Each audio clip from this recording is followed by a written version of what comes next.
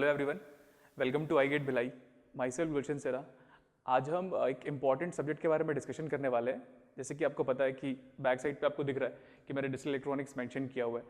तो आज हम इसके सिलेबस के बारे में डिस्कशन करेंगे और प्रिसाइसली मैं कंप्यूटर साइंस ब्रांच को ज़्यादा फोकस करूंगा, बट आपको अच्छे से पता है कि बाकी ब्रांचेस में भी इसका वेटेज है।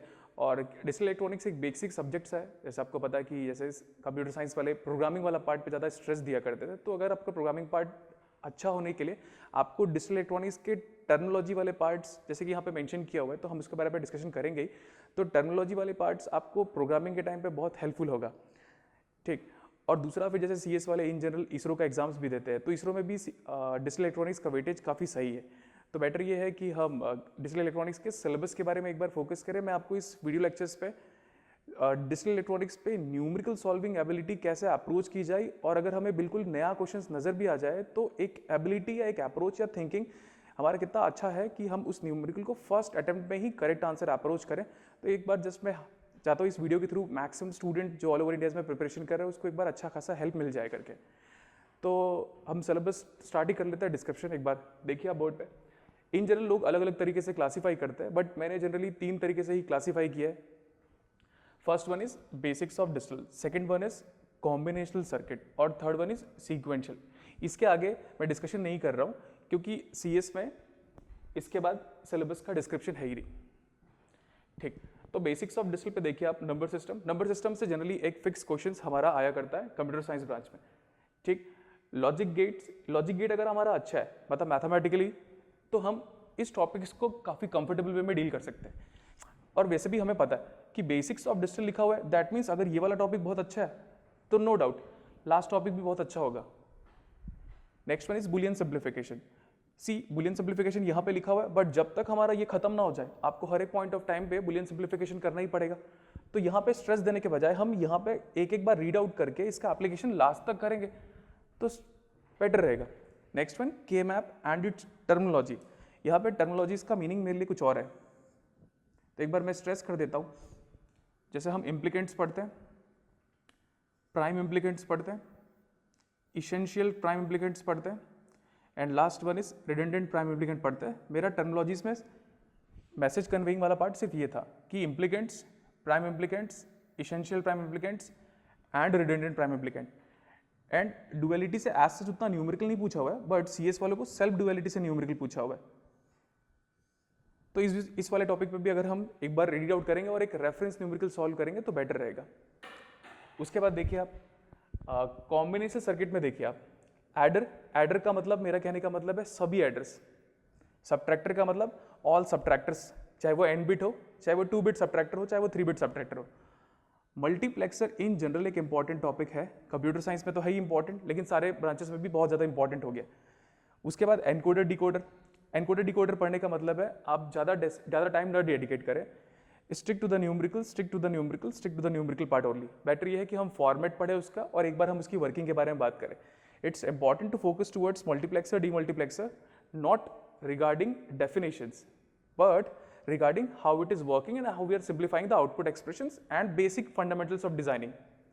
Last is comparator, वो भी इतना important नहीं है, but just I have mentioned that topics, ठीक।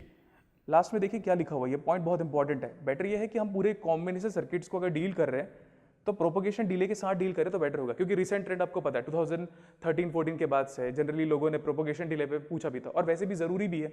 बार बार इस टॉपिक को हम कितना पूछेंगे, it's better they have introduce propagation delay. तो ज़्यादा अच्छा आपके लिए यही होगा कि आप ये सब टॉपिक्स को प्रोपोगेशन डिले के साथ पढ़िए। यहाँ पे आते हैं हम लोग फ्लिप फ्लॉप्स, खत्म सारे फ्लिप फ्लॉप्स, ओके। काउंटर्स, अब मैं काउंटर्स को पूरे डिस्क्राइब नहीं कर रहा हूँ। काउंटर्स में आपको पता है कि हम binary counter, truncated counter, up counter, down counter, synchronous, asynchronous, और तो इन जनरल ज़्यादा क्लासिफिकेशन की नीड नहीं है, तो बस इतना काफ़ी है। शिफ्ट रजिस्टर जो लिखा हुआ है वो आपका it's a application of counters only, but shift register एक सिंक्रोनाइज्ड है और हम डी फ्लिप फ्लॉप यूज़ करते हैं। होल्ड टाइम और रिसेट टाइम इन जनरल आप इस पे फोकस कीजिए, क्योंकि आने वाले टाइम पे इस टॉपिक से क्वेश्चंस डेफिनेटली आएगा। और एक इंपॉर्टेंट चीज़ आपको इन्फॉर्म कर देता हूँ, जब भी डिजिटल में एडवांसमेंट होगा तो वो क्लॉक फ्रीक्वेंसी से रिलेटेड न्यूमेरिकल पूछेंगे ही आपको, क्योंकि आने वाले टाइम पे क्लॉक सीविंग तक का डिस्कशन करने ही वाले। जिस हिसाब से सिलेबस, जिस हिसाब से उन लोग स्टूडेंट्स का माइंडसेट बाइफरकेट कर रहे हैं एग्जाम के टाइम पे, तो वो उन लोग के लिए बहुत ज़्यादा इंपॉर्टेंट हो गया है कि इस टॉपिक पे ही स्ट्रेस दे, क्योंकि इस टॉपिक पे कितना भी स्ट्रेस दे दे बिल्कुल नया न्यूमेरिकल तो सॉल्व हम कर ही लेंगे, ऐसा जितना टिपिकल टाइप से नहीं आएगा। बट अगर उनको स्टूडेंट को बाइफरकेट करना है 10th रैंक से लेकर 100th रैंक और आगे जाके 500 रैंक तक, तो जनरली वो इसी पॉइंट ऑफ टाइम पे हिट करेंगे। आप लोग को पता है रिसेंट ट्रेंड के हिसाब से finite state machine in general बहुत एक इंपॉर्टेंट टॉपिक बन गया। And next one is transition diagram, जिसको हम लोग वेक्टर डायग्राम भी बोल सकते हैं। ट्रांजिशन डायग्राम को हम वेक्टर डायग्राम भी बोल सकते हैं। तो आई होप आपको सब कुछ क्लियर होगा। और इस सिलेबस डिस्क्रिप्शन के बाद मैंने यहाँ पे एक इंपॉर्टेंट नोट लिखा हुआ है, क्योंकि जब मैं पढ़ता हूँ तो मैं ट्राई करता हूँ कि मैं इसको फॉलो करूँ। एक स्टूडेंट के लिए मेरे हिसाब से सबसे अच्छा एडवाइस इस पूरे वीडियो लेक्चर्स पे यही रहेगा कि follow at least one reference, at least बोला है हम लोगों ने, at least one reference numerical and that too a standard numerical. ऐसा नहीं कि हम अनवांटेड न्यूमेरिकल्स उठा लिया और उसको अप्रोच कर रहे हैं। Standard via you can clear your concept and start thinking. Thinking वाला पार्ट बहुत ज़्यादा इंपॉर्टेंट है, जिस पर मैं अंडरलाइन कर रहा हूँ। थिंकिंग क्यों? क्योंकि आप कितना भी पढ़ लो, एग्जाम टाइम पे आपको सोचना है, आप ही सॉल्व करोगे और उस टाइम पे कोई हेल्प नहीं करेगा आपका कि न्यूमेरिकल को स्टार्ट कहाँ से करें और कैसे अप्रोच करें। तो आप जितना भी ये सब में वर्कआउट करोगे, टाइम डेडिकेट करोगे, वो एग्जाम टाइम पे आप थिंकिंग एबिलिटी बस इंप्रूव कर रहे हो, क्योंकि आपको एग्जाम में सोचना है और खुद सॉल्व करना है फर्स्ट अटेम्प्ट में ही। तो बेटर ये है कि आप ये वाले चीज़ को बहुत अच्छे से नोट कर लो। और लास्ट एक इन जनरल स्टूडेंट का डाउट होता है कि सर हम किस बुक को फॉलो करें, किस नोट्स को फॉलो करें। तो मैं आपको दो चीज़ एडवाइस करूंगा। अगर आप बुक्स का नाम देखोगे तो देखिए मैंने रोनाल्ड जे टॉकी लिखा हुआ है। ये वाली बुक्स इन जनरल लोग फॉलो नहीं करते, but this is a very good book regarding standard of digital electronic circuit.